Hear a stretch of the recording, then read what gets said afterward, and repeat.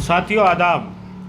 जैसा कि आप देख रहे हैं, लोकसभा के आम चुनाव के 3 चरण हो चुके हैं और चारों तरफ चुनाव की चर्चा, परिचर्चा, चुनाव के विश्लेषण, चुनाव की गेसिंग और किसके पक्ष में परिणाम जाएंगे, इसी के इर्द गिर्द घूम रही है। इसी संदर्भ में मैं भी आपके समक्ष प्रस्तुत हुआ हूँ।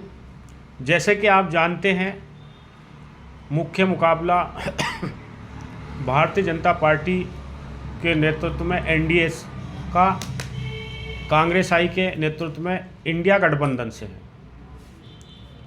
अब बात करते हैं कि 4 जून को कैसे परिणाम जनता को देखने और सुनने मिलेंगे। हम देखते हैं, अभी भारत 2 हिस्सों में बटा है, एक पसंद करने वाला, एक नापसंद करने वाला, एक मोदी जी को पसंद करने वाला, एक मोदी जी को नापसंद करने वाला, एक मेन स्ट्रीम मीडिया को पसंद करने वाला, एक मेन स्ट्रीम मीडिया को नापसंद करने वाला।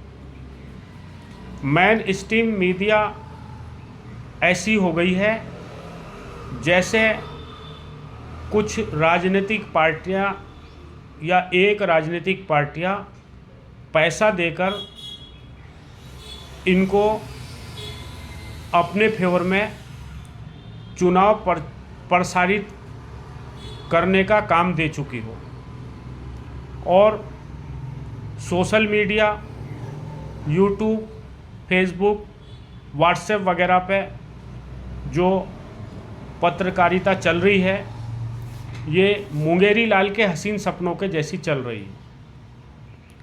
मेन स्ट्रीम मीडिया एनडीए को आगे बताती है, social media, YouTube media India गठबंधन को आगे बताती है और टक्कर बताती है। सोशल मीडिया कहती है कि भारतीय जनता पार्टी दोबारा हिंदू मुसलमान के मुद्दे पर आ गई।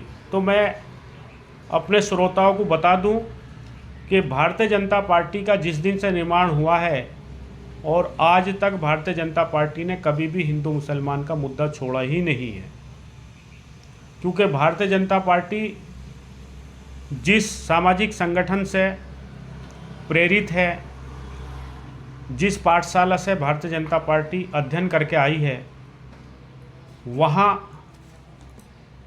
हिंदू मुसलमान का ही मुद्दा चलता है। विकास तो बताने के लिए रहता है और उसके साथ साथ विकास के साथ साथ राष्ट्रवाद और राम मंदिर मुद्दा, धारा 370, 3 तलाक, एनआरसी, ये उसके सहायक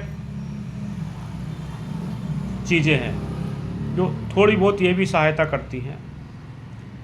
पहले दिन से लेके आज तक भारतीय जनता पार्टी हिंदू मुसलमान के मुद्दे पर थी। अब बात करते हैं हम 4 जून को जो परिणाम आपको देखने को, सुनने को, पढ़ने को मिलेंगे, वो कैसे मिलेंगे। भारतीय जनता पार्टी को 12 प्रदेशों में नुकसान होने जा रहा है। वो 12 प्रदेश आपको मैं गिना देता हूँ: बिहार, उत्तर प्रदेश, मध्य प्रदेश, राजस्थान, महाराष्ट्र, कर्नाटक, गुजरात, बंगाल, दिल्ली, हरियाणा, हिमाचल और छत्तीसगढ़। इन प्रदेशों में भारतीय जनता पार्टी को नुकसान होने जा रहा है और इन प्रदेशों में भारतीय जनता पार्टी को फ़ायदा होने जा रहा है: आंध्र प्रदेश, उड़ीसा, तेलंगाना। अब नुकसान कितना होगा, घाटा कितना होगा, ये 4 जून को ही पता चलेगा। निसंदेह इस बार भारतीय जनता पार्टी की उतनी सीटें नहीं आ रही जो वो अपने दम पर सरकार बना लें। भारतीय जनता पार्टी की 75 से 50 के बीच में सीटें घट रही हैं। हमारे आंकड़ों के अनुसार भारतीय जनता पार्टी 250 से 250, 230 से 255 के बीच में सीटें ला रही है और एनडीए की सरकार आसानी के साथ बन रही है। लेकिन इस बार की एनडीए की सरकार कमज़ोर होगी, पिछले साल के जैसी नहीं होगी। ये अन्य जो दूसरी पार्टियां एनडीए के गठबंधन में, उनकी बैसाखियों पर ये सरकार 5 साल चलेगी। हाँ, Bharatiya Janata party post poll alliance के बाद भी आंध्र प्रदेश से, तेलंगाना से और भी और उड़ीसा से और 1-2 प्रदेश से और साथियों को जोड़ेगी, एनडीए के कुनबे को बढ़ाएगी। ये जो इंडिया के नाम पे जो भानुमति का कुनबा इकट्ठा हुआ है 8-9 महीने पहले, अगर ये 3-4 साल पहले इकट्ठा हुआ होता और ये मुख्य विपक्षी दल की भूमिका इसने निभाई होती, जनता के लिए लड़ा होता, तो आज कांटे का मुकाबला होता।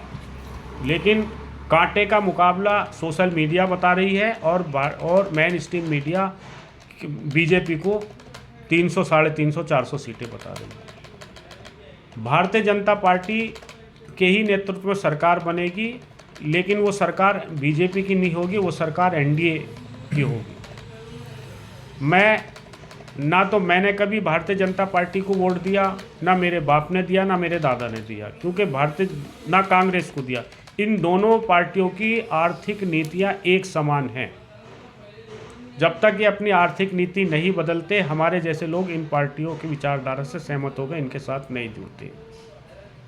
मैं आपको दावे के साथ बोल सकता हूं, नागपुर में जो मेरा लोकसभा क्षेत्र है, यहां पर गडकरी जी 2.5 लाख से अधिक मतों से जीतने जा रहे हैं। और किसी को अगर मेरी बात पर शंका हो तो व्यक्तिगत तौर पर वो मेरे से फ़ोन कर सकता है। नतीजा यही रहेगा, भारतीय जनता पार्टी की अकेली सरकार नहीं बनेगी। भारतीय जनता पार्टी को 70 से 55 सीटों के बीच में नुकसान होने जा रहा है। इन्हीं शब्दों के बाद मैं अपने शब्दों को अंतिम विराम देता हूँ। धन्यवाद। जय हिंद साथियों।